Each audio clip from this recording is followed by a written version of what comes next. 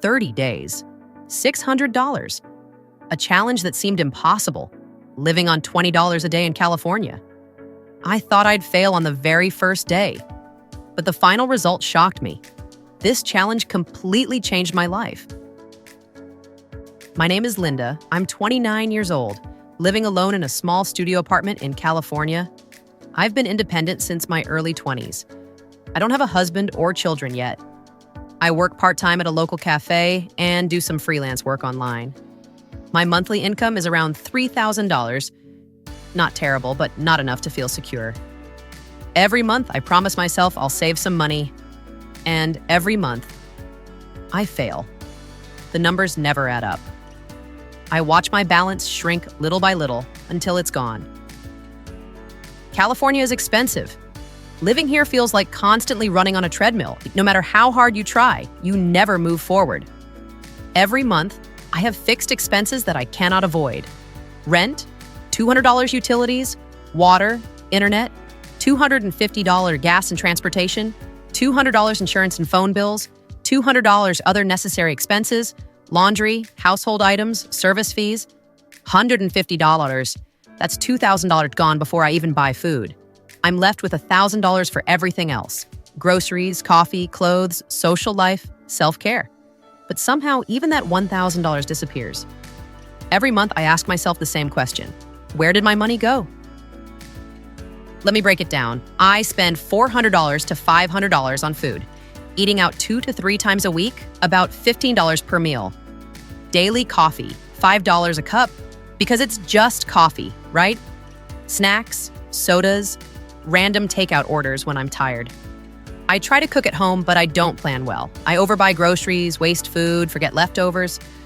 Then online shopping, $150 to $200 a month. A shirt here, a cute candle there, something I need from Amazon, an ad on TikTok that says limited sale. Impulse buying feels harmless, until I add it all up. Self-care, $100 to $150. Skincare, vitamins, a manicure, maybe a hair trim. Entertainment, $100 to $150. Netflix, Spotify, movies with friends, birthdays, little surprises. And finally, random expenses, $50 to $100. Parking fees, broken kitchen tools, small gifts. At the end of the month, I look at my bank app, and it's nearly empty. Sometimes I even overspend. The worst part? I can't even remember what I bought. One night, as I lay in bed scrolling through my phone, I felt this heavy feeling in my chest. I'm almost 30, and I have nothing saved. No emergency fund, no investments, not even a small amount to send home to my parents. I have so many dreams. Starting a small business, opening a cafe, selling my own products online. But I never have enough money to begin. Every time I think about it, I feel stuck in this endless loop. Earn money, spend it all, regret, repeat. I wasn't living. I was just surviving. I started venting in Facebook groups about my situation. To my surprise, many people felt the same. We were all trapped, earning, spending, and staying broke. One morning, I woke up to a comment on my post. Why don't you try living on $20 a day for 30 days? It might change your life. I laughed out loud. $20 a day? That's impossible. But the idea stuck in my mind like a tiny spark. What if I turned it into a challenge? I whispered to myself, let's see if I can do it. And that's how my 30-day, 20-day challenge began. Day 1 felt full of hope. I woke up early, determined to start fresh. I brewed coffee at home instead of stopping by Starbucks like I usually did.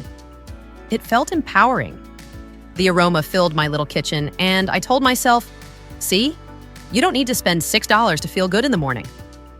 I packed a simple lunch, rice, chicken, and some veggies, and left the house with a sense of pride. I tracked every penny that day, writing down each expense in a small notebook I'd bought just for this challenge. But by day 5, that excitement started to fade. Reality hit harder than I expected. I went over budget, not once, but twice. I forgot to plan my meals, got hungry in the afternoon, and bought snacks at the gas station without thinking. Then I filled my gas tank, a 45 gone in a blink, and realized I hadn't counted that in my daily plan. By the evening, I felt frustrated and defeated. That night, I sat alone at my desk, opened my notebook, and went through every line of my spending. I circled the mistakes: $6 for coffee when I was too tired to make it myself, $12 for takeout because I didn't prepare dinner, $18 impulse buy from Amazon, something I didn't even need. I stared at the numbers, and it felt like they were staring back at me, reminding me of how thoughtless I had become. Spending without thinking had turned into a habit. Small, daily decisions that slowly drained my money and my confidence. I sighed, closed my notebook, and whispered to myself, "Okay, Linda, you can do better. You will do better." That moment became a turning point. I knew if I wanted to make this challenge work, I had to change not just my spending, but my mindset. Starting day 6, I knew something had to change. The first 5 days taught me that willpower alone wasn't enough. I needed a plan, a system. So I sat down on Sunday evening with my notebook and started mapping out my week. I listed out simple, affordable meals: oatmeal and fruit for breakfast, homemade sandwiches for lunch, and big pots of soup or stir-fry for dinner that could last 2 or 3 days. I spent hours prepping, chopping vegetables, cooking rice, portioning meals into containers. My kitchen looked like a little meal prep station, and for the first time, I felt like I was running my life instead of chasing after it. I made a promise to myself: no more coffee runs. I brewed my own every morning, poured it into a tumbler, and carried it with me like a badge of honor. It wasn't the fancy latte I used to buy, but it tasted like discipline, and that was starting to feel even better. I deleted all the shopping apps from my phone: Amazon, Target, even TikTok Shop. It was harder than I expected. My fingers kept reaching for those apps out of habit, like a craving I didn't even realize I had. I stopped visiting the mall. I avoided stores that used to lure me in with shiny sale signs.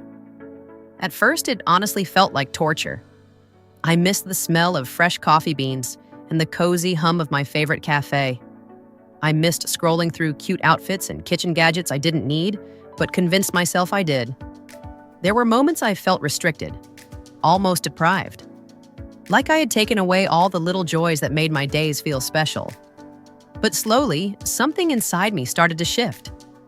By day 10, I noticed my cravings fading. By day 15, something amazing happened. The temptation was gone. I could walk past Starbucks and feel nothing. No tug, no voice whispering, just one cup. You deserve it. I could scroll through TikTok, see ads for things I used to buy instantly, and just smile, because now I knew better. For the first time in a long time, I felt in control. Not just of my money, but of myself. And that feeling was worth more than any coffee, any impulse buy, any quick dopamine hit I used to chase. It was the beginning of a new kind of freedom, quiet, steady, and deeply satisfying. By day 16, something in me began to shift. Instead of feeling trapped by what I couldn't spend, I started exploring what I could enjoy for free. I searched YouTube for yoga classes and rolled out a mat in my tiny living room. The first few mornings felt awkward, just me, the screen, and my stiff body trying to follow each pose. But as I breathed deeper and moved slower, I began to feel grounded, calm, and strangely proud of myself. It wasn't just exercise. It was a quiet reminder that peace didn't have to cost a thing. In the evenings, I walked to the park near my apartment. I'd slip my phone into my pocket and just be present. I watched children play, dogs chase frisbees, and the sky melt into shades of pink and gold as the sun went down.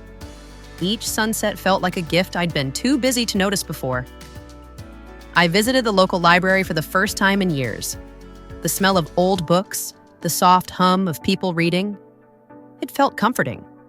I borrowed novels, cookbooks, and even a few personal finance guides.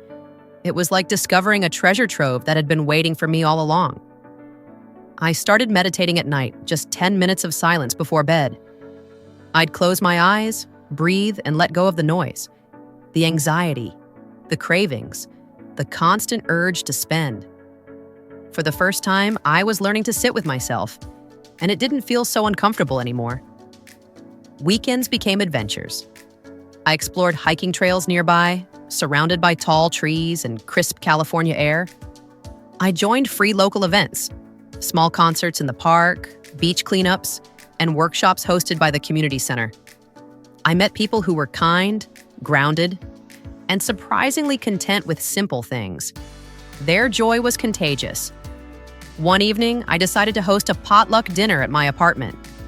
I invited a few close friends and asked each of them to bring a dish. The table was filled with homemade food, pasta, salad, cookies, and laughter filled the room. It was warm, cozy, and cost almost nothing.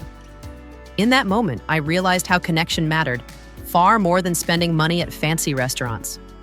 Back home, I started tackling the hidden leaks in my budget, the small things that quietly drained my wallet. I made a habit of turning off lights when I left a room. I cooked once and ate the same meal for 2 or 3 days. I downloaded cashback apps like Rakuten and Ibotta and watched small rewards add up. I canceled subscriptions I'd forgotten about, old streaming services, apps I barely used. I even listed unused items on Facebook Marketplace. Watching someone happily pick up something I no longer needed felt good, like clearing space in my life, both physically and mentally. At first, I'll admit I felt strange, like I was missing out on the world everyone else was enjoying. No brunches, no new clothes, no impulse packages arriving at my doorstep. It felt quiet, almost too quiet. But by day 25, that feeling faded. In its place came something softer. Freedom. Freedom from pressure. Freedom from the constant need to treat myself just to feel okay. Freedom from chasing happiness through things I didn't truly need. I realized happiness wasn't something I could buy. It was something I could build, one mindful choice at a time. By day 26, something inside me had completely shifted. What once felt like restriction now felt like freedom. Every decision, every choice, it no longer came from impulse or craving, but from clarity. I didn't have to pause and ask myself, should I buy this kind anymore? The answer was already there, a quiet, confident, certain. I started to see money differently. It wasn't just a tool for comfort. It was a reflection of my values, my priorities, my self-control. I no longer chased the quick pleasure of spending. Instead, I found joy in saying no, in walking past a store without stopping, in closing an online tab without adding anything to the cart. Each no felt powerful, like reclaiming a piece of myself I had lost to impulse and habit. Every time I chose to cook at home, brew my own coffee, or skip a tempting sale, I felt proud, not deprived. I wasn't denying myself happiness. I was building a stronger version of it. When day 30 finally arrived, I sat at my small kitchen table with my notebook open, the same one that had witnessed my struggles and victories over the past month. I flipped through the pages filled with scribbled expenses, notes, little reflections I'd written late at night. And there it was, the number staring back at me. $295 left. Technically, I hadn't reached the goal. I was supposed to spend no more than $20 a day, $600 total. But I had gone over. Yet, as I looked at that number, I didn't feel disappointment. I felt something much deeper. Pride. Because the real victory wasn't in the math, it was in the mindset. In just 30 days, I had learned more about myself than I had in the past 5 years. I learned how often I spent money just to fill emptiness, to reward myself, or to escape boredom. I discovered that peace doesn't come from what you buy. It comes from what you let go of. I found comfort in simplicity, joy in discipline, and confidence in knowing I could live with less and still feel full. I realized that money wasn't the enemy. The problem had always been my habits, my lack of awareness, my need for instant gratification, my fear of missing out. As I closed my notebook, I smiled to myself and whispered, "Next time, I'll do even better." I made a promise to try again, but smarter this time, to build on what I'd learned, to keep refining, improving, and saving, because now I had a purpose. I wanted to use this newfound discipline to build something bigger, a dream I had always pushed aside because I thought I didn't have enough. Now I knew it's not about how much you make. It's about how you use it, and I was finally ready to use mine wisely. Now, looking back, I want to share what I learned. Simplicity is freedom. The less I own, the lighter I feel. Planning is power. Every dollar needs a purpose. Awareness is everything. When you track your spending, you control your life. Joy doesn't cost money. Some of the happiest days in this challenge cost me nothing.